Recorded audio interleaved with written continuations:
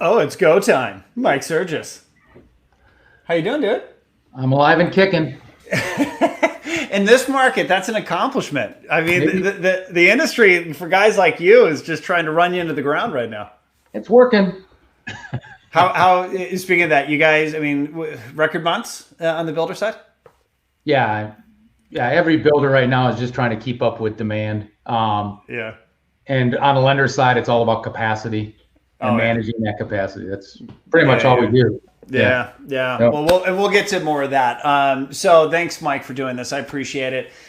For those of you who know Mike, well, then you know Mike. You don't need the backdrop, but Mike and I work together at Loan Depot. He happens to run National Builder Alliance for us, which means he's responsible for our builder business. Loan Depot, I think, what did we do last year, Mike, in builder business? Just under 17,000 units. Yeah, last year. What are we going to do this year, you think? More. So I think that qualifies Mike as Yeah. somebody who kind of knows what he's doing in the builder space. And what we're doing is every couple months getting together to give an update on the market, but also for originators, for leaders that are interested in getting into the builder space. Mike is taking the opportunity to educate and help you guys become better builder mortgage professionals, capturing more builder business at your current organizations. And yeah, it's a fun opportunity for Mike and I because hey, it's educating me, and Mike is kind of like I see you dusting off old tricks, in preparation for this. So thanks, man. And now last time, now to give you kind of how crazy 2020 is, we did this month and a half, 2 months ago, and that was the start of baseball season. I mean, I was wearing an Angel jersey. I was excited. And like usually I at least get 3 months before I'm just done with baseball because the Angels are out of it. They're already done. Like there's no playoffs in sight. It's sad. How are your Brewers doing? Are you you on top of it? Technically not eliminated. So we'll leave Technically, it there. Technically not eliminated. So yeah. still in the game, 500-ish. If Christian Yelich, the real Christian Yelich, shows up, we'll be fine. Oh But God, a 500. What I'd give to be 500 as an Angel fan. So, all yeah. right. So again, we're going to be doing this again 2 months from now. But let's just jump into it, Mike. Again, appreciate you doing this because for originators out there and leaders at other organizations, it is about helping one another, right? None of us can have 100% market share, and so if we can learn from each other, share concepts, share ideas, make us all better, serve our clients better, well, then the industry wins. So thank you, man. Jumping into it. I know we're going to start these things with market updates from your seat, and so if you don't mind, kind of jumping into it and what you're seeing in the market right now. You're kind of highlighting it a little bit earlier, with pipeline, but give me an overview of the builder market right now and what you're seeing. In general, the housing market in general, and the builders are a subset of it, obviously. Yeah, What is it? I think May to July, the price was up 2%, highest recorded ever. Year over year, 6.5% average price increase. So you're kind of seeing that supply demand quotient kicking in, and builders again are a subset of that. So builders are enjoying that. I mean, it took a month of hiatus from mid-March to April, and then it's been off to the races since then. really. The limiting factors for builders right now is probably lumber prices and buildable lots because they're blowing through their lots as fast as they can build them. Wow. So those are their kind of governors, but the same thing I said last time for the positives is demand is high. And there's kind of two pieces of that demand. We've always been waiting for the millennials to buy, right? To come out of the basement and have some kids and buy a home. So that's actually occurring. So there's kind of like a 4-year window of that where they're 35-ish. That's there. There's no doubt there's a demand. But then COVID created this sub-demand of kind of like, I need more space. I need this type of space. Yeah. So people are more willing to I need a home. I need a safety place. So that demand doubled down. And then obviously rates being low just is fuel on the fire. Yeah. So from a market perspective, it's all systems go. Is the lumber price a COVID thing also? People just not being able to get it into the mills and everything else, like just not the whole manufacturing of wood and get it there, or like the fires actually have kind of been a little issue because they're blowing up lumber, right? Yeah. And then I joked with a builder yesterday. I was talking to a builder and I said, lumber might be the toilet paper for builders, where builders were actually hoarding it ahead of time. There's a little bit of that, I think, going on. But I know the futures this week came down for the first time, so maybe that's a good sign. But lumber definitely has been a big. It's probably up 90% in a few months. Holy cow! A lot. Yeah. So, and for those of you guys who are watching, ask Mike any questions. You can throw it into the comments section. I'll do my best to monitor it and bring it back up so we can get it out there. Now, for this, Mike, and kind of pivoting a little bit into what we were going to do and talk strategies and tips that people can execute to better the business, we're going to focus on product. Last time we did partnership, right? And how to be better partners with the builders. We're going to talk about product. But before we get into the tactics and strategies, can you give kind of an overview of the current state of affairs with product, mortgage product within the builder space and what you're seeing out there, what's lacking, what's coming, what exists today? It's funny. I've never actually seen a time where product, the way we traditionally think of it, if I say this right, matters least because the sales are there. So, the simple things of product where, hey, a loan officer that knows how to package a deal, knows how to leverage options for their buyers is so critical to make a sale. Well, in today's world, when you have a couple other people behind it, they're not as worried about that, making every deal count. Yeah. That definitely is not the world we're in. The world we're in is close on time, please. Yeah. Get me an appraisal before a week, please. Yeah. So it's a very different environment. So again, I know it's kind of the opposite of what you'd think, but again, when I mentioned product because I think it's important to get ahead of that curve. Yeah. Because in 2 months it'll change, or 4 months. Yeah. The best time to begin thinking about what you're going to need is when you don't need it, right? Because if you wait until the light switch flips, well, then it's too late. You got to go scramble, you got to go educate, you get ready. You get ready now for the markets up ahead, and you never have that up and down roller coaster. That makes sense.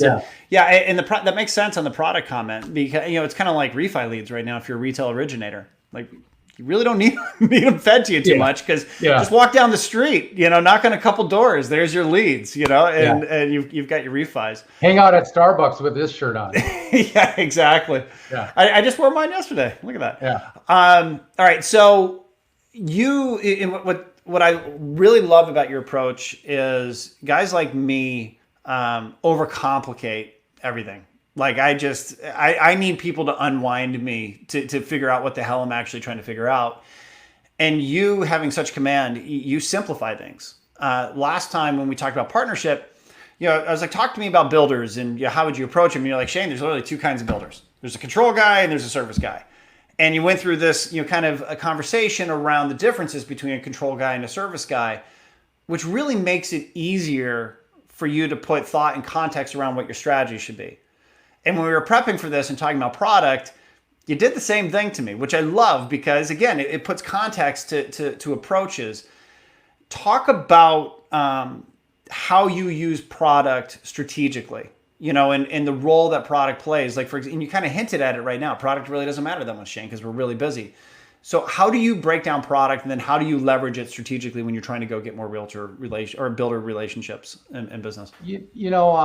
Right now there are some products. So let's talk about like one that's always useful, long-term locks or rate caps, whatever you want to call it with your platform. Yeah.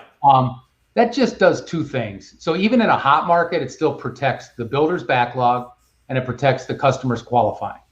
So just in case, no one thinks rates are going up, but just in case if someone has that comfort level they want for especially year end, perhaps, that still has some credence today, long-term locks. And really what that is a rate cap, right? You won't do any worse than this. Yeah. So you can feel comfortable, you qualify, builder, your backlog's protected, we're solid.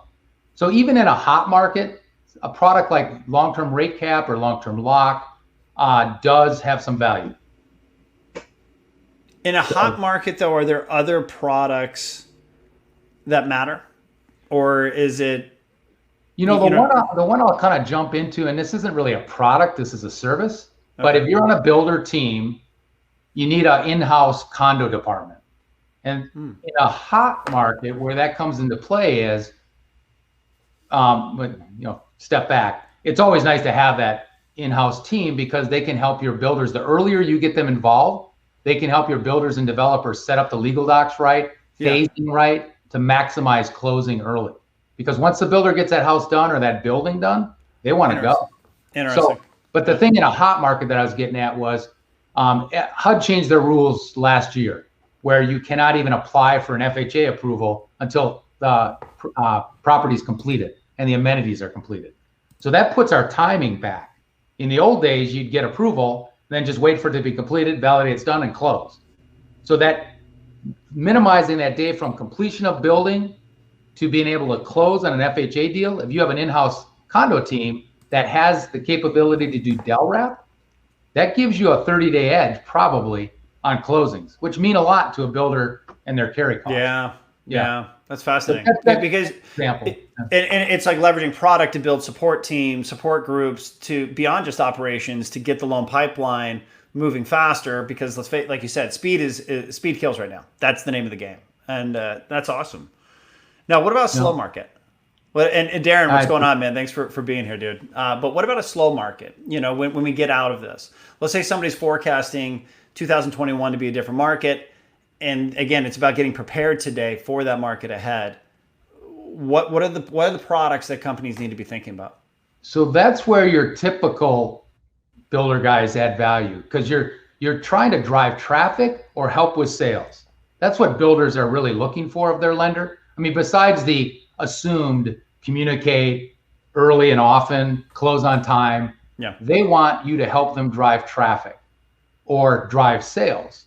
So let's talk about the basics. There is a differentiator between loan officers and their ability to leverage product and listen to customers to get them in the right product. That a lot of times where I see it is large public builders have in-house mortgage companies. And I'm not sure if so right now it might be volume driven, but a lot of times they do their best shot and then throw it over the fence. Yeah. And then we come in behind them and say, hey, I can make this work. This ain't a hard deal. I'll do this, this, this.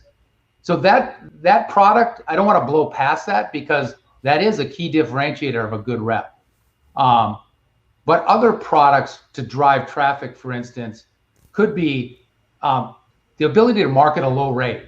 I don't really think it drives sales or makes a sale you wouldn't have got, but I do think it sometimes can drive traffic to your community when a consumer's looking, hey, I want to visit this one or that one. Well, I'll go to this one first because you're marketing a low rate and I want to understand what that is. So you can get that with products, Shane, like buy downs. You know, there's permanent buy downs, there's temporary buy downs, totally different thing. Permanent buy downs help with qualifying, they help with keeping the payment low forever.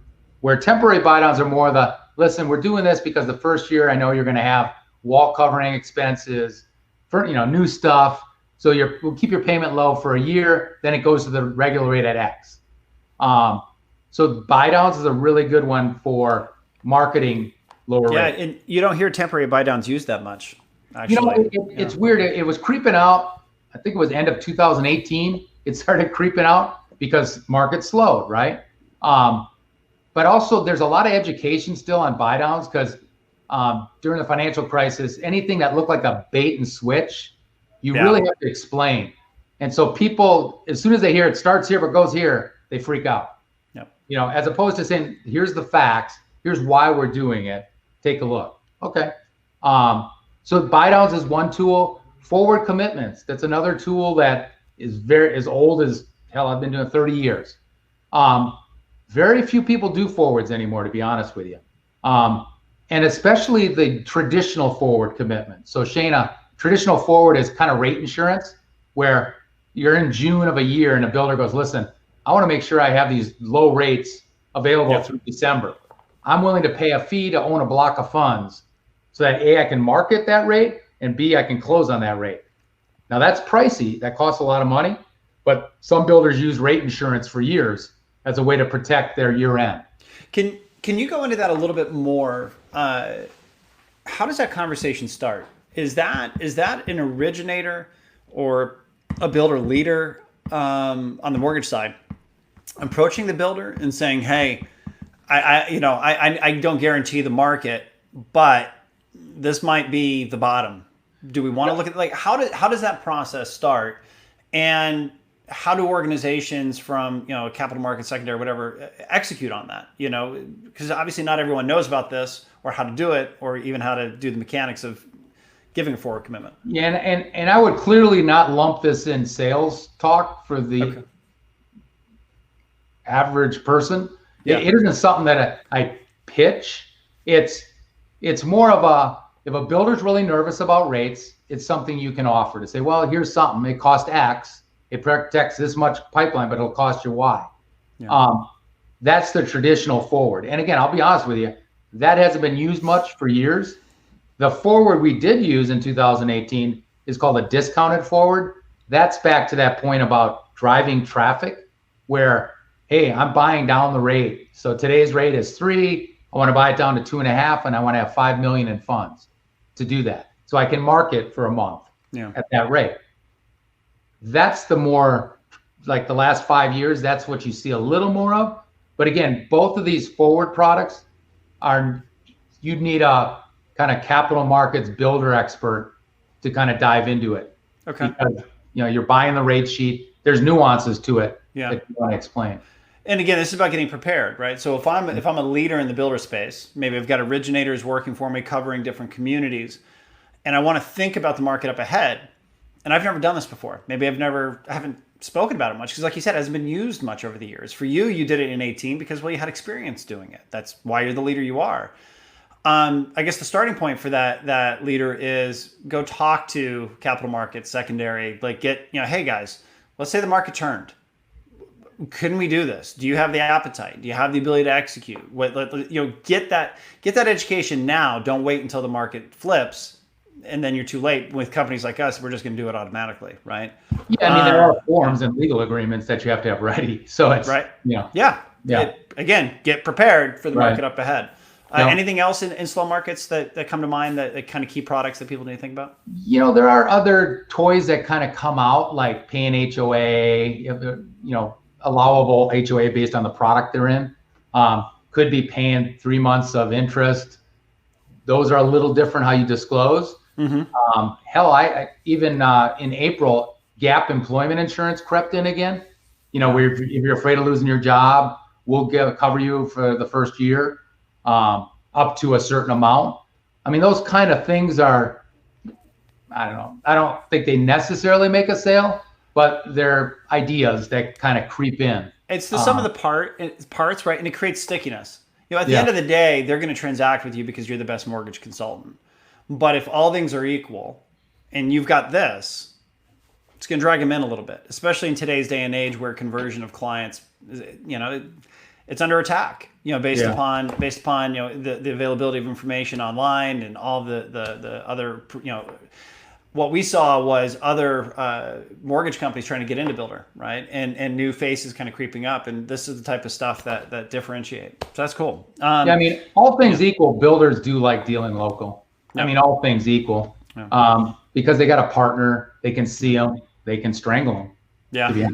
Right. I mean, so there is an advantage to being local in that case. Now, in the non-builder space, realtor education is big. Like we'll do renovation seminars for the realtors and teaching them about the renovation product. So then when they're out showing homes to their bar or their clients, well, hey, by the way, I know this house isn't exactly great, but my lender does renovation and we can get you into the home and you can make it your own. Obviously, renovation isn't a builder thing. But that concept of educating your referral partner on the products that they should know about works in the realtor space. Is that a thing in builder? Like, do we need to educate the builders on product that you guys are offering? New home tours, sponsoring buses, taking them to new home communities. Those are all in the right market, good tools. Educating them what's available in the new home space and what builders are doing what. You just have to be a little careful with that because, especially right now with the builder market, the demand being so high, you're starting to get that no co-broke thing cropping up again with some builders, which obviously realtors don't like. It's not extensive and it's certainly not in Texas, but you have to be careful with that. But there is some value to that, and there's two parts of that, Shane. There's tours and fun events and grand opening support where you invite realtor lists. And then there's actually education of realtors on what might be out there in the new homes that could fit their consumer. Incentives, kind of price points, education, so they even think about it. But most realtors right now in most market chain, because the resale supply is so low, they're looking new. Well, and I'm actually, let me pull you back into product. With the builders and the mortgage product that you have and availability, pretend it's a slower market and you're talking about covering HOAs or certain product sets that you have, is educating the builder on mortgage product that you're selling or offering to your clients. So that way, when they've got somebody, touring a home, they can bring up certain mortgage product and say, hey, my mortgage partner can do this.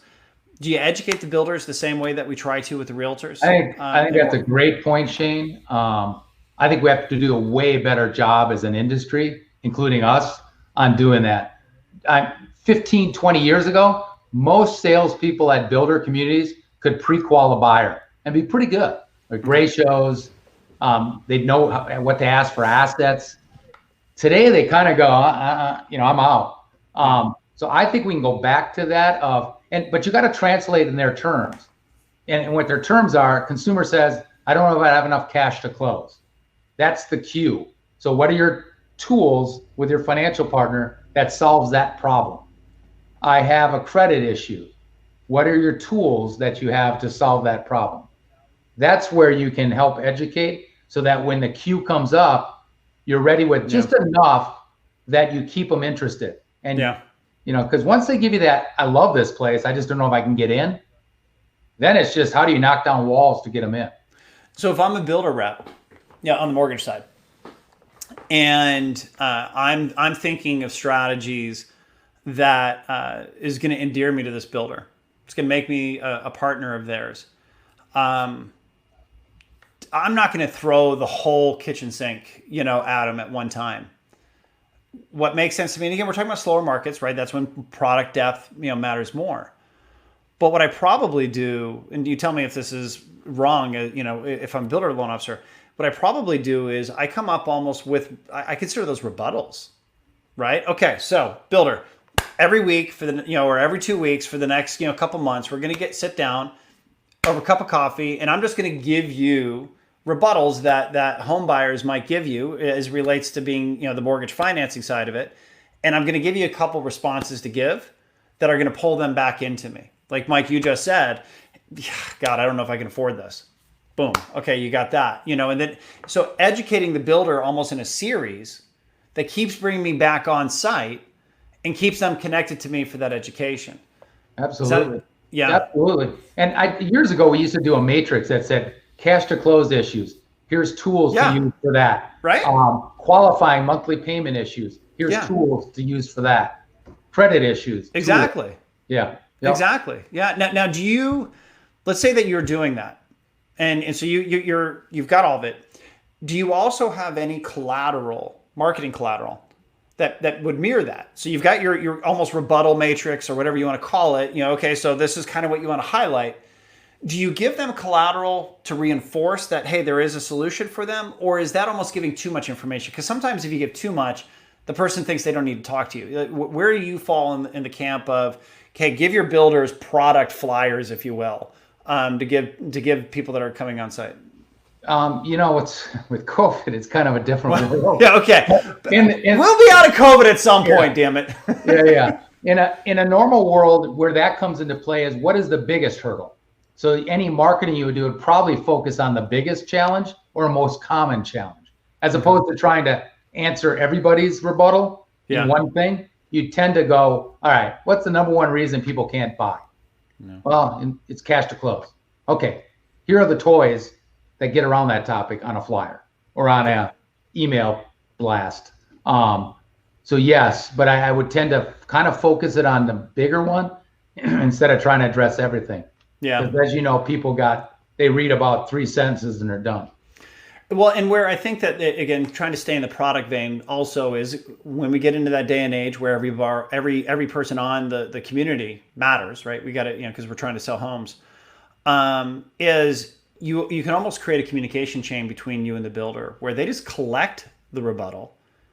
And marketing technology has changed. You and I talked a little bit about it in the last call or the last live stream, where if I'm an originator and my builder calls me and says, "Hey, I just showed, did the tour with Bob Jones, and his issue or concern was being able not have enough cash to put down.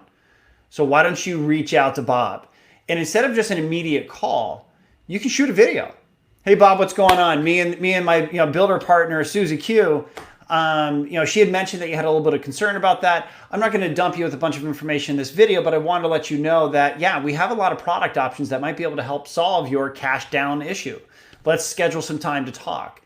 And so you can create that communication chain of use the matrix. These are the things to listen for. If you hear any of these things, feed it to me. And then I can go use that to capture this buyer for you. Yeah. Yeah. And again, when you say stuff like that to me, Shane, I realize sometimes how amazing I am. Yeah. Yeah. Well, that too. No, yeah. things that we could do better. Yeah. It's like, yeah. Yeah. But that's the point. But that's the point. I mean, that is the unique thing about the builder space. Why we started this. The market's huge. I mean, we are. I don't want to oversell it. Are we still the number one builder lender in the country not owned by a builder? Yes. And yet there's some of these basic tactics that we can do better. And that's the point to this whole series. It doesn't matter how good you think you are or how much market share you have. There's things that we can learn from one another and get better at. So I know you and I, we didn't want this one to be an hour long. So I'm just going to ask one more question, because I know this is a very core strategy for mortgage bankers that aren't owned by the builder and trying to get in. And it's to be kind of the backup option. And product obviously is kind of the crux of that.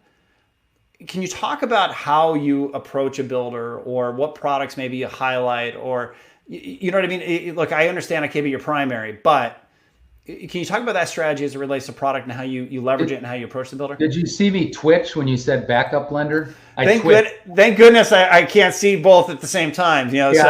Why? I mean, I hate the word. I like to be the second preferred lender. Well, hold on. I can do this on the fly. You're going to like this then. You keep going and you'll see what I'll do. So sometimes, and this is like the DHIs, the DR Hortons, the Richmond Americans, the KB Homes, they have their own mortgage company. Okay. There's times when I'll tell you right now, DHI, they're just tossing leads over the fence because they're so busy, and their reps have to pre-qualify 100 people. There are like low-hanging fruit all over that. So what happens is, if you're a solid rep and you make one of those deals work for that community salesperson, they're going to go, you made a sale for me. They couldn't, my own in-house. Next time they have any hurdle, they might say, this customer seemed okay. I'm going to get it back to that person. You make that one work. Now all of a sudden you're kind of moving up the chain as you're the next guy in every time. That's where it gets interesting.